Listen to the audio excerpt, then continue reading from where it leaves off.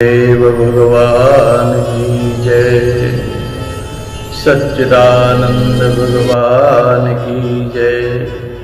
आइए एकादश स्कंद के अंतर्गत सांख्य योग की चर्चा आज सुनते हैं। सांख्य योग भगवान कृष्ण कहते हैं, प्यारे उद्धव, अब मैं तुम्हें सांख्य शास्त्र का निर्णय सुनाता हूँ।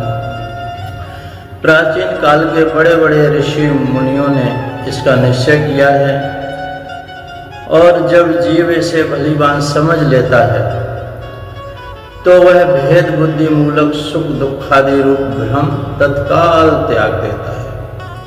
युगों से पूर्व प्रलय काल में, आदि सत्यलोक युग में, और जब कभी मनुष्य विवेक निपुण होते हैं, इन सभी अवस्थाओं में यह संपूर्ण दृश्य और दृष्टा जगत और जीव विकल्प शून्य, किसी प्रकार के भेदभाव से रहित केवल ब्रह्म ही होते हैं, ब्रह्म ही होते हैं। इसमें संदेह नहीं कि ब्रह्म में किसी प्रकार का विकल्प नहीं है, वह केवल अद्वितीय सत्य है, अद्वितीय सत्य। उसमें कोई सत्य सत्य है, द्वितीय है ही नहीं। मन और वाणी में उसमें गति नहीं है, वह ब्रह्म ही माया और उसके प्रतिबिंबित जीव के रूप में, दृश्य दृष्टा के रूप में दो भागों में विभक्त हो गया। उस ब्रह्म के ही दो भाग हो गए, उनमें से एक वस्तु को प्रकृति हम कहते हैं। प्रकृति कहते हैं, उसी ने जगत में कार्य और कारण का रूप धारण किया है। दूसरी वस्तु को जो ज्ञान स्वरूप है, पुरुष कहते हैं, कोई ब्रह्म कहते हैं, कोई भगवान कहते हैं, कोई परमात्मा कहते हैं, कोई विशेषणों में कोई अंतर नहीं। हे उद्धव जी, मैंने ही जीवों के शुभ अशुभ कर्मों के अनुसार प्रकृति को क्षुब्ध किया। क्षुब्ध का मतलब होता है आंदोलित किया, आंदोलित प्रकृति को कर दिया। तब उसने सत्व रज तम ये तीन गुण प्रकट हुए प्रकृति से। उससे किया क्रिया शक्ति प्रधान सूत्र और ज्ञान शक्ति प्रधान महत्त्व प्रकट हुआ। वे दोनों परस्पर मिले हुए ही हैं। महत्त्व प्रकट हुए, महत्त्व में विकार होने पर अहंकार व्यक्त हुआ। यह अहंकार ही जीवों को मोह में डालने वाला है। वह तीन प्रकार का है। अहंकार तीन प्रकार का होता है। एक होता है सात्विक अहंकार, राजस अहंकार और तामस अहंकार। पंच तन्मात्रा इंद्रिय और मन का कारण है, इसलिए ये जड़ चेतन उभयात्मक यानी दोनों में है। तामस अहंकार से पंच तन्मात्राएं उत्पन्न हुई और उनमें से पांच भूतों की उत्पत्ति हुई, तथा राजस अहंकार से इंद्रियां और सात्विक अहंकार से इंद्रियों के अधिष्ठाता 11 देवता उत्पन्न हुए। ये सभी पदार्थ मेरी प्रेरणा से ही एकत्र होकर परस्पर मिल गए और इन्होंने यह ब्रह्मांड रूप अंड उत्पन्न किया। यह अंड जल में स्थिर हो गया, स्थित हो गया, जल में पड़ा रहा। तब मैं नारायण रूप से इसमें विराजमान हो गया। इसमें मेरी नाभि से विश्व कमल की उत्पत्ति हुई, उसी पर ब्रह्मा के आविर्भाव हुआ। विश्व समष्टि के अंतःकरण ब्रह्म ने पहले बहुत बड़ी तपस्या की। ब्रह्मा जी ने बहुत बड़ी तपस्या की। ब्रह्मा जी ने मैं कौन हूं? बोले तपस्या करो। पहले बहुत बड़ी तपस्या करके, उसके बाद मेरा कृपा प्रसाद प्राप्त करके रजोगुण के द्वारा भू भुव स्वाहा पृथ्वी अंतरिक्ष और स्वर्ग, इन तीन लोकों की और उनके लोकपालों की रचना की।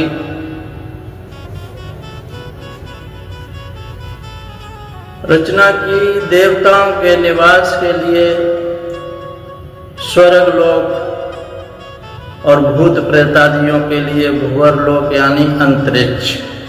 अंतरिक्ष में ये घूमते रहते हैं भूत प्रेतादि। और मनुष्यों के लिए ये भूलोक यानी भूलोक पृथ्वी लोक उत्पन्न किया। बाकी सब इसी में ही है, मनुष्य के साथ जुड़े हुए हैं। इन तीनों लोकों के ऊपर महरलोक, तपलोक आदि सिद्धियों के निवास स्थान हुए। सृष्टि कार्य में समर्थ ब्रह्मा जी ने असुर और नागों के लिए पृथ्वी के नीचे लोक बनाए। अतल, बितल, सुतल आदि 7 पाताल बनाए। इन्हें तीनों लोकों में त्रिगुणात्मक कर्मों के अनुसार विविध गतियां प्राप्त होती हैं। योग, तपस्या, संन्यास के द्वारा महरलोक, जनलोक, तपलोक और सत्यलोक रूप उत्तम गति प्राप्त होती हैं तथा भक्ति योग से मेरा परम धाम मिलता है। भक्ति योग से मेरा परम धाम मिलता है। यह सारा जगत कर्म और उनके संस्कारों से युक्त है। मैं ही काल रूप से कर्मों के अनुसार उनके फल का विधान करता हूँ। इस गुण प्रभाव में पड़कर जीव कभी डूब जाता है और कभी ऊपर आ जाता है। कभी उसकी अधोगति होती है, कभी उसे पुण्य बस उच्च गति प्राप्त हो जाती है। जगत में छोटे बड़े मोटे पतले जितने भी पदार्थ बनते हैं वो सब प्रकृति और पुरुष दोनों के संयोग से ही बनते हैं। माता पिता से पुत्र की, पिता के बगैर माता के बगैर पुत्र की उत्पत्ति नहीं होती। ऐसे ही भगवान के बगैर और प्रकृति के बगैर किसी भी पदार्थ की उत्पत्ति नहीं होती। पुरुष दोनों के संयोग से ही सिद्ध होते हैं। जिसके आदि और अंत में जो है वही बीच में भी है और वही सत्य है। विकार तो केवल व्यवहार के लिए की हुई कल्पना मात्र है विकार। जैसे कंगन, कुंडल आदि सोने के विकार और घड़े, सकोरे आदि मिट्टी के विकार। पहले सोना या मिट्टी ही थे, बाद में भी सोना या मिट्टी ही रहेंगे, अतः बीच में भी वे सोना या मिट्टी ही है। पूर्ववर्ती कारण महत्त्व आदि भी जिस परम कारण को उपादान बनाकर अपर यानी अहंकार आदि कार्य वर्ग की सृष्टि करते हैं वही उनकी अपेक्षा भी परम सत्य है। तात्पर्य यह है कि जब जो जिस किसी भी कार्य के आदि और अंत में विद्यमान रहता है वही सत्य है। कार्य के आदि में भी हो, अंत में भी हो, मध्य में भी हो, वही सत्य है। जिस प्रपंच का उपादान कारण प्रकृति है और परमात्मा अधिष्ठान है और उसको प्रकट करने वाला काल है, व्यवहार काल की है त्रिविधता वस्तुता ब्रह्म स्वरूप है और मैं वही शुद्ध ब्रह्म हूँ। वही शुद्ध ब्रह्म भगवान कृष्ण कहते हैं मैं वही शुद्ध ब्रह्म हूँ। जब तक परमात्मा की क्षण शक्ति अपना काम करती रहती है तब तक उनकी पालन प्रवृत्ति बनी रहती है। जब तक जीव के कर्म भोग के लिए कारण कार्य रूप से अथवा पिता पुत्र आदि के रूप से यह सृष्टि चक्र निरंतर चलता रहता है। यह विराट ही, यह संपूर्ण विराट ही विविध लोकों की सृष्टि स्थिति और संहार की लीला भूमि। जब मैं काल रूप से इसमें व्याप्त होता हूँ, प्रलय का संकल्प करता हूँ, तब यह भुवनों के साथ विनाश का विभाग योग्य हो जाता है। इसके लीन होने की प्रक्रिया यह है। कैसे ये लीन होता है? प्रक्रिया ये मानी जाती है, ये देखी जाती है कि प्राणियों के शरीर अन्न में, और अन्न बीज में, और बीज भूमि में, और भूमि गंध तन मात्रा में लीन हो जाती है। गंध जल में, जल अपने गुण रस में, रस तेज में, और तेज रूप में लीन हो जाता है, रूप तन मात्रा में लीन हो जाता है, और रूप वायु में, वायु स्पर्श में, और स्पर्श आकाश में, तथा आकाश शब्द तन मात्रा में लीन हो जाता है। इंद्रियां अपने कारण देवताओं में, और अंततः राजस अहंकार में समा जाती हैं। हे सौम्य उद्धव, राजस अहंकार अपने नियंता सात्विक अहंकार रूप मन में, और शब्द तन्मात्रा पंचभूतों के कारण तामस अहंकार में, और सारे जगत को मोहित करने में समर्थ त्रिविध अहंकार महत तत्व में लीन हो जाता है। ज्ञान शक्ति और क्रिया शक्ति प्रधान महत तत्व अपने कारण गुणों में लीन हो जाता है। गुण अव्यक्त प्रकृति में, गुण जो प्रकृति से निकले थे सब प्रकृति में ही समा जाते हैं, और प्रकृति अपने प्रेरक अविनाशी काल में लीन हो जाती है, और काल मायामय जीव में लीन हो जाता है, और जीव मुझ अजन्मा आत्मा में लीन हो जाता है। मुझ अजन्मा आत्मा में लीन हो जाता है। आत्मा किसी में भी लीन नहीं होता, वह ही उपाधि रहित है, अपने स्वरूप में ही स्थित रहता है। वह जगत की सृष्टि लय का अधिष्ठान एवं अवधि। ये उद्धव जी, जो इस प्रकार विवेक दृष्टि से देखता है, उसके चित्त में यह प्रपंच का भ्रम हो ही नहीं सकता, हो ही नहीं सकता।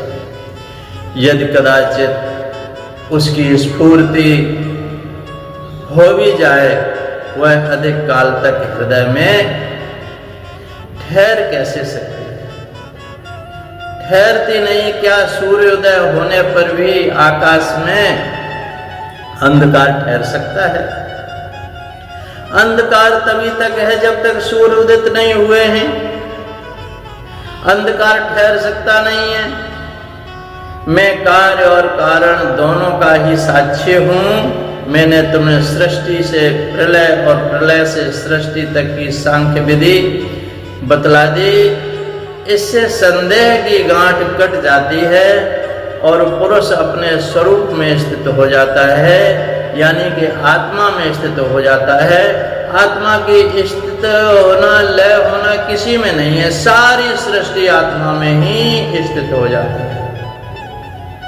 तो आत्मा में अपने स्वरूप में स्थित होना ही इस सांख्य शास्त्र की ज्ञान है।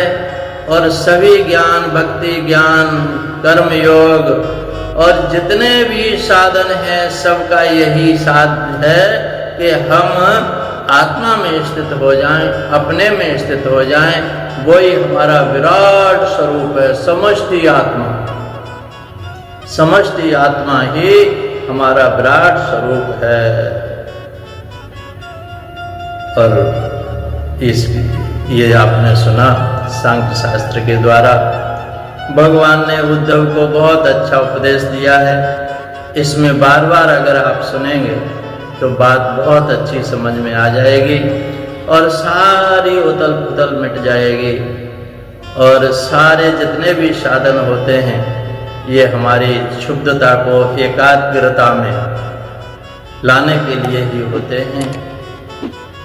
तो आप धन्यवाद के पात्र हैं, आपने ये सब कुछ सुना। बोलिए सच्चिदानंद भगवान की जय, सद्गुरुदेव भगवान की जय। जय जय श्री राधे, जय जय श्री कृष्ण। सोहम सोहम सोहम।